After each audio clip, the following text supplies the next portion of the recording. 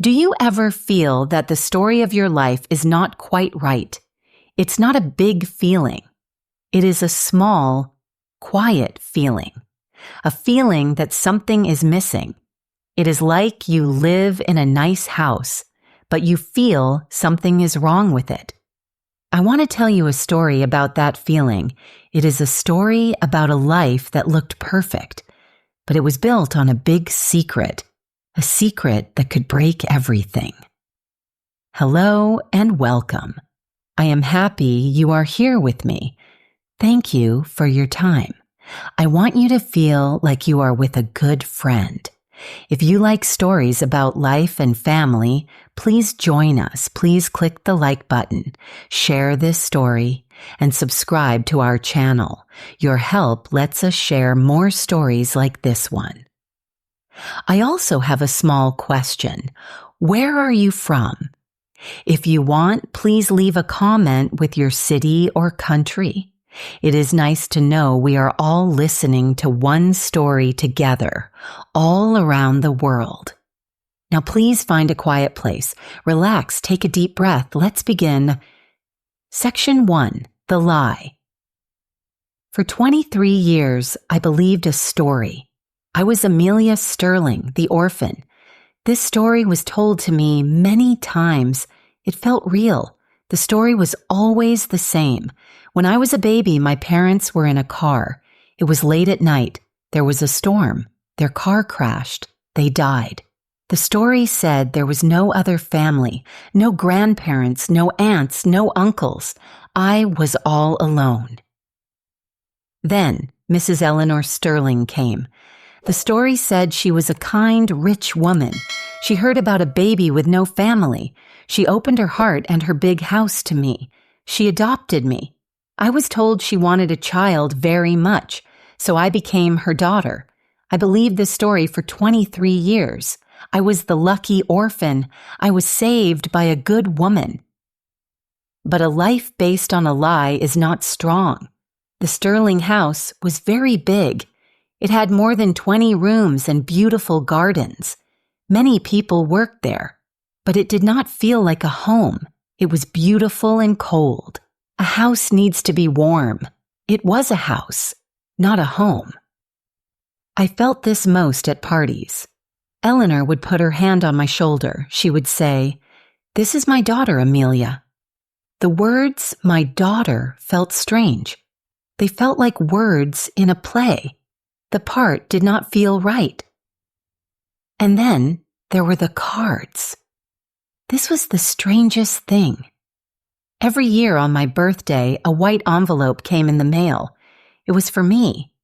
It had no return address. The city on the postmark was different every year.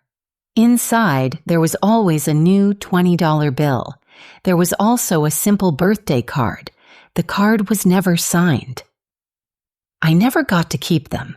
Eleanor always found them first. Her face would get hard. Her smile would go away. "More nonsense," she would say. "These are from people who want your money." Then she would take the card and the money to the kitchen. She would turn on the stove. She would burn the card and envelope in the fire. I watched the paper turn to ash. She put the $20 bill in her pocket. She said it was for donation. She said she was protecting me from my past, but I felt like a piece of me was burning away. I lived with these strange feelings for my whole life. I learned to ignore them. I did what she wanted. I was good in school. I went to a good college. I learned how to act like a Sterling. Section 2. The Attic. About a month ago, everything I knew was broken. It was a Tuesday night. I worked late at my job. I worked at the family company, Sterling Enterprises. When I got home, the big house was dark. The workers were gone. Eleanor was at a party. The house was very, very quiet. I stood in the big hall. I felt a strong need to do something. I wanted to go to the attic. The attic was the one place in the big house I could not go. Eleanor's rule was clear. "It's just for storage, Amelia," she would say. "It's dusty and dangerous. You must never go up there." But the key was not hidden. It was in a small dish in the kitchen. That night, I took the key. The attic door was on the 3rd floor. I turned the key. The lock made a loud click. The air from the attic was old and thick. It smelled like old wood and dust. It was the first real smell in that clean house. I used the light on my phone to see. I saw old furniture under white sheets. They looked like ghosts. There were old boxes everywhere. I did not know what I was looking for. I think I was looking for something real, something that was not perfect. Then I saw it. It was a simple shoebox. It was brown. It was hidden in a dark corner. It was put there so no one would find it. My heart started to beat very fast. I was shaking as I pulled the box out. It was light. I sat on the dusty wood floor and opened it. Inside, there was a photo. It was an old photo of a young woman. I could not breathe. She looked like me. She had my eyes. She had my mouth. She was younger than me, and she looked very tired. In her arms, she held a small newborn baby. My hands shook. I turned the photo over. On the back, someone wrote a date. It was my birthday, my exact birthday. Under the date were 5 words.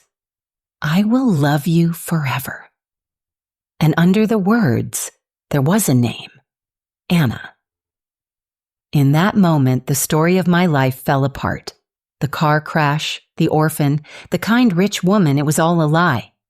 A cold, bad feeling came over me. I finally understood. I understood why the big house was always cold.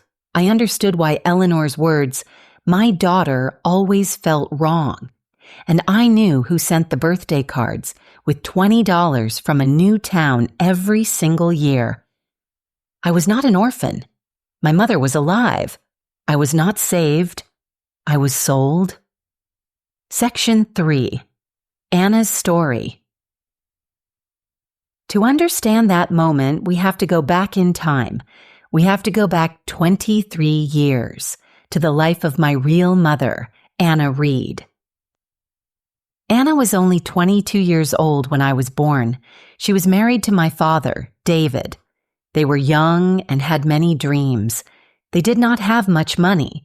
They lived in a small apartment, but they loved each other very much. David worked in construction. He was a strong, kind man. He was very happy to be a father. He would talk to me through Anna's belly every night. They were poor, but they were happy. Then, 2 weeks before I was born, everything changed. There was an accident where David worked. He died. Anna was suddenly alone. She was 22, pregnant and a widow. Her love, the father of her child, was gone. Her sadness was huge. After I was born, she got a little money from David's job. It was only enough to pay the hospital bills. Then the landlord told her she had to leave their apartment. She had no money for rent. So, a few weeks after I was born, my mother and I were homeless. For 6 months, we had no place to live. Some nights we slept in a busy homeless shelter. Other nights we slept on the floor of a church. But many nights we slept in the back of a friend's old car. She told me about this time later. She talked about how cold the winter was. On very cold nights, she held me close. She wrapped us in one thin blanket. She would whisper to me all night to keep me calm and to give herself hope. "It's okay, little one. Mama will find a way," she said again and again. But hope does not buy food. That winter was very hard. One morning, she saw that my small fingers were turning blue from the cold. She felt a fear she had never known before. She was a mother who could not keep her child warm and safe. She knew she had to do something big. She heard about a rich family in town, the Sterling family. People said that the woman, Eleanor Sterling, really wanted a child. Anna's heart was heavy. She dressed me in all our clothes. She held me close and kissed my cold face. She started to walk. She walked 4 miles in the cold to the big Sterling house on the hill. She saw a big iron gate. She pressed a button. A voice asked what she wanted. With a shaky voice, she said she needed to see Mrs. Sterling. The gates opened. She walked to the front of the huge house. Eleanor Sterling opened the door. She wore a nice sweater and pearls. She looked at my mother's old coat. Then she looked at the baby in my mother's arms. She looked at me. Eleanor did not ask what was wrong. Her first words were cold. "How much do you want?" My mother was shocked. She thought she would have to explain her problems. She did not expect a business deal. She said she needed $10,000. For her, that was a lot of money.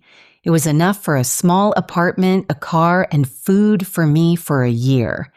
It was enough to build a future for us. Eleanor almost smiled. The money was nothing to her. She told my mother to wait. A few minutes later, she came back with a lawyer. The lawyer had a briefcase. The deal was simple and cruel. Eleanor would give my mother $50,000 in cash. But my mother had to sign a paper. The paper said she was giving me up forever. They went into a big warm room. The lawyer put the paper on a table. Anna's hand was shaking. She could not hold the pen. She looked at me in her arms. She looked at the warm, rich room. She thought about the cold nights and being hungry. She thought about my blue fingers. She knew this was my only chance for a good life. A life with food and warmth. A life she could not give me. So, with tears on her face, she signed the paper. The lawyer took the paper. Eleanor gave my mother an envelope full of cash. My mother stood up. She gave me one last kiss. Then she walked out of the warm house, back into the cold. As she walked away, I started to cry inside the house. She had given me a way to save my life. Section 4. A lonely life. And just like that, my life was cut in two. I was a baby in old blankets held by a mother with only love. Then I was a baby in a nice crib with soft sheets. Eleanor Sterling became mother. I had everything a child could want.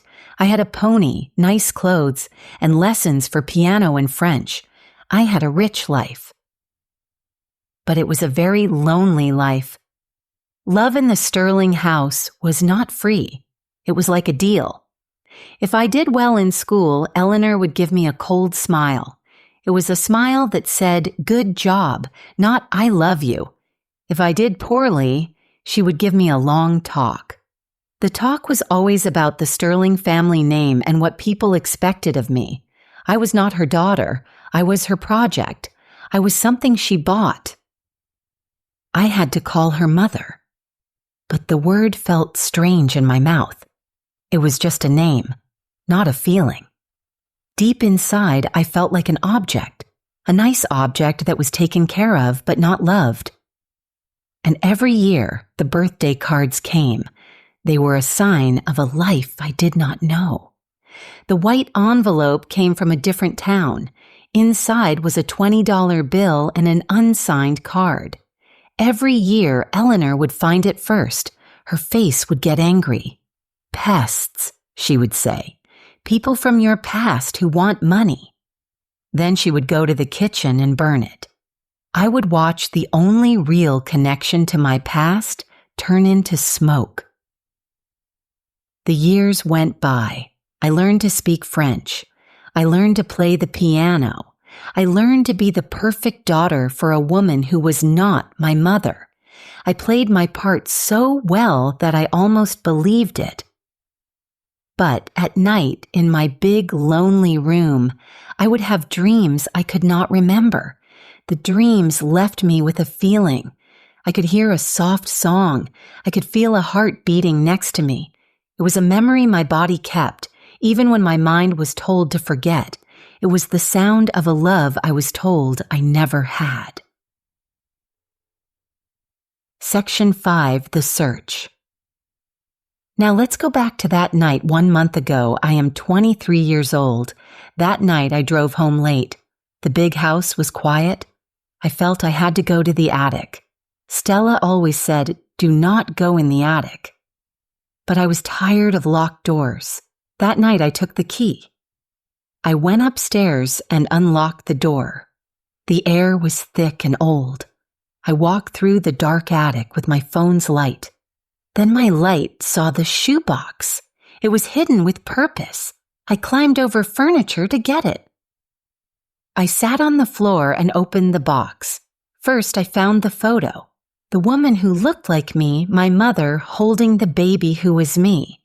Then I saw there was more. Under the photo was a stack of birthday cards. They were the cards I watched burn every year. Eleanor had not burned all of them. She hid them. I saw postmarks from many towns. They showed a mother who never forgot. At the bottom of the box, there was a letter. It was one piece of folded paper. My name, Amelia, was on the front. With shaking hands, I opened it. It was from her. It was from my mother. It said, "My dearest Amelia." If you are reading this, I hope you found your way back. I need you to know I never stopped loving you. Not for 1 second. Giving you away was the hardest thing a mother can do. I did it because I had nothing. I had no food. I had no home. I had no warmth. The only thing I had was a chance for you to have a better life. I am so sorry. I am sorry for every birthday we missed and every day we were not together. I will love you forever. Mom, Anna. I sat on the cold, dusty floor and read the letter again and again. The words were blurry because of my tears. For 23 years, I was Amelia Sterling, the lucky orphan. But in that moment, all of it went away. The lie was so big it had hidden a real person. It had hidden my mother. I felt like a lost baby again, crying for the woman who loved me enough to let me go. My world was upside down, but for the first time, I felt like I was standing on solid ground. Section 6. Finding Anna. The next week was strange. During the day, I was Amelia Sterling, the boss at work. But at night, I was a daughter looking for her mother. I had one goal: to find Anna Reed. I used the clues from the shoebox. I wrote down the names of the towns from the envelopes. I went to the library and looked through old phone books. The name Anna Reed was common. I had many wrong leads. I was scared I would never find her. But I did not give up. I looked at the envelopes again. A few of the newer ones had a return address on the back. They were all in my city. She was not far away. She was here. She was close to me all these years. My heart was beating fast. I used my work computer to look up city workers. And there she was, Anna Reed. She worked for the city parks. The record had her address. It was a small apartment building. It was only a 20-minute drive from the Sterling mansion. 20 minutes. My whole life. My mother was just down the road. My hands shook. The next day, I left work early. The whole drive, my mind was racing. What would I say? How do you talk to someone after 23 years? Words did not feel big enough for this moment. I found the building. It was a small brick building over a laundromat. I parked my fancy car. It looked strange on the simple street. I took a deep breath and walked up to the second floor. I found her door. Apartment 2B. I stood there for a long time. Then I knocked on the door. I heard slow footsteps inside. The door opened a little, and there she was. She looked like an older version of me. She had the same eyes. Her face showed a hard life, but it was her. It was my mother. She looked at me. Her eyes got wide. I saw shock, then fear, then hope on her face. In a quiet whisper, she said my name, Amelia. We stood there, separated by 23 years. Then she opened the door wider. You should come in, she said. I walked into her life. The apartment was tiny. It was one small room. It was very clean, but everything was old. She gave me a glass of water. Her hands were shaking. We sat at a small table. The silence between us was full of things we had not said. Finally, she took a breath. I tried, she said, her voice quiet and full of pain. I tried to see you. Section 7. The Truth. She looked at me and her eyes filled with tears. Every visiting day for the first 5 years, I went to the Sterling mansion. I would stand at the gate and ask to see you, just for a minute. Her voice started to break. They always said no. They had my photo. They were told not to let me in. She stopped to take a breath. Then a police officer came to my job. Eleanor Sterling had a restraining order against me. The paper said I was a danger to you, a danger to my own child. I had no money for a lawyer to fight it, but I still came. On your birthday, I would park my car down the street from the house, just to be close to you. Tears were now running down her face. 1 year, on your 7th birthday, I was arrested for sitting in my car. It was a trick. Eleanor's lawyers said I was stalking you. I was in jail for 18 months, Amelia. 18 months of my life locked away for trying to see my own daughter. When I got out, I had a criminal record. No one gave me a job. I lost my apartment. I lost everything. But I never stopped sending the $20. Every single birthday. I just hoped that one day, one of those cards would get to you. I stared at the table as she told her story. The lies Eleanor told me were gone, replaced by a terrible truth. All this time, I said, my voice full of tears. All this time, I thought you left me. I thought you didn't want me. Oh, baby girl, she cried. She reached across the table and took my hand. Her hand was warm and rough from work. It felt more real than any touch I had ever known. I never, ever left you. I was forced away. I was erased. And then we both cried. We cried for the 23 years that were stolen from us. We cried for the lies, the pain, and the jail time. We sat in that small apartment and cried until we had no more tears. When we stopped crying, I looked at her. I want to know everything, I said. I want to know about him, my father. She smiled a real smile. Then we're going to need a lot more time, she said softly. We have a whole lifetime to catch up on. Section 8. The Confrontation. I did not go back to the mansion that night. I stayed with Anna. We talked until the sun came up. She told me about David, my father.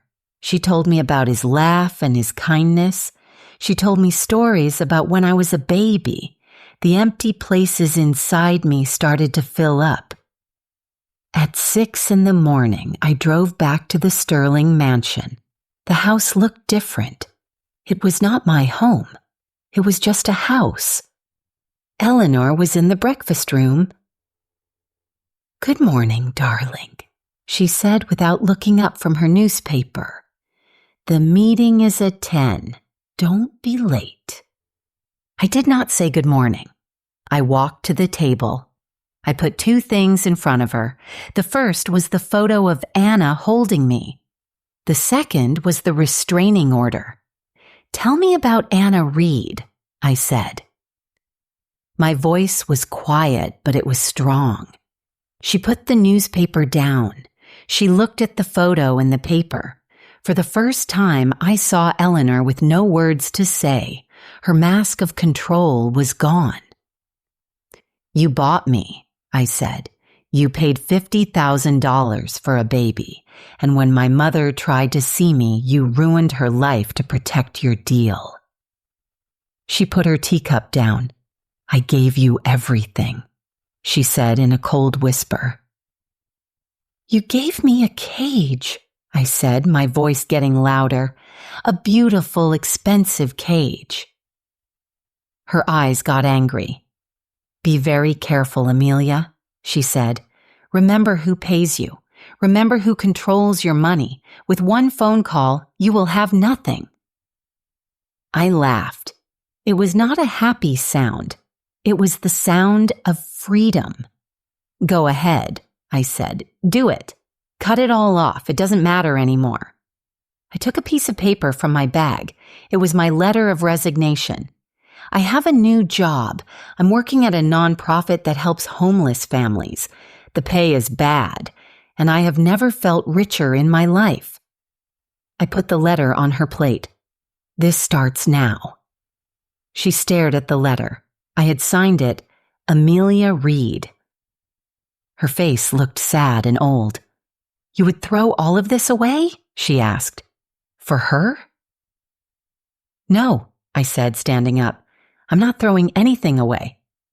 I looked around the cold, big room one last time. "I'm taking back everything you tried to hide." I turned and walked out. With every step, I felt lighter. The sound of my shoes on the floor was like a prison door closing shut, not on me, but on Eleanor and all her lies. Section 9. A New Beginning. After that day, my real life began. Anna and I started to get to know each other. We met every day. She showed me her own shoebox of memories. Inside was my old baby blanket. There was a small piece of my baby hair. And there were many movie ticket stubs. She explained that on my birthday every year, she would go to a movie. She would buy 2 tickets. She would leave the seat next to her empty and pretend I was there. I wanted to help her. I used my own money to hire a good lawyer. We asked the court to clear Anna's criminal record. The legal process was slow, but it was a start. It was a fight for her name. In the meantime, I moved out of my fancy apartment. I moved into the small studio apartment with Anna. That one small room felt more like a home than the Sterling mansion ever did. We cooked simple meals and we laughed a lot. We were making up for lost time. One evening, she gave me a small silver ring. It was a simple man's wedding band. "This was your father's," she said. "He wanted you to have it one day." Tears filled my eyes as she put the ring in my hand. It felt warm. I slipped it onto my thumb. It fit. It was a piece of him, a piece of my story. A few nights later, I wrote our entire story. I wrote about the sale, the lies, the lonely life, the cards, the attic, the jail time, and our reunion. I wrote everything. Then I posted it online in a group for adopted people. I thought a few people might read it. I was wrong? The story went viral. It was shared thousands of times. Our email was full of messages of love and support from all over the world. Lawyers offered to help us for free. Strangers started a fund and donated money to help Anna. Soon the news picked up the story. The headline was everywhere. Adoption scandal rocks Sterling Enterprises. Eleanor Sterling's name was now tied to a story of great cruelty. Her company's stock price went down. The truth was out for the whole world to see. 2 weeks later, we were in a courtroom. The judge was a kind woman. She'd read our story. With the sound of a small gavel, she cleared Anna's criminal record. The lies were erased. Anna cried with relief. We walked out of the courthouse into the sun. Reporters and TV cameras were waiting. Anna turned to me and smiled a big, happy smile. "My criminal record is cleaner than Eleanor Sterling's conscience," she said. We both laughed out loud. A reporter asked me for a comment. I looked at the camera. I thought of my mother and my father. "Love is not something you can buy or sell," I said, my voice clear and strong. "And a mother's love, a love that is so strong, it survives everything, should be honored, not erased." That news clip was seen over 3 million times in 2 days. So where are we now? Anna and I work together at the nonprofit. Every morning we drive to work together. We are saving money to buy a small house with a garden. What about Eleanor Sterling? She sold the mansion.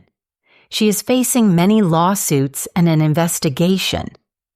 I hope she finds some peace, but I am not carrying her shame anymore. I sign my emails Amelia Reed. My father's ring is on a chain around my neck. And on my birthday, Anna bakes a messy, wonderful cake. We eat it with 2 forks and we laugh.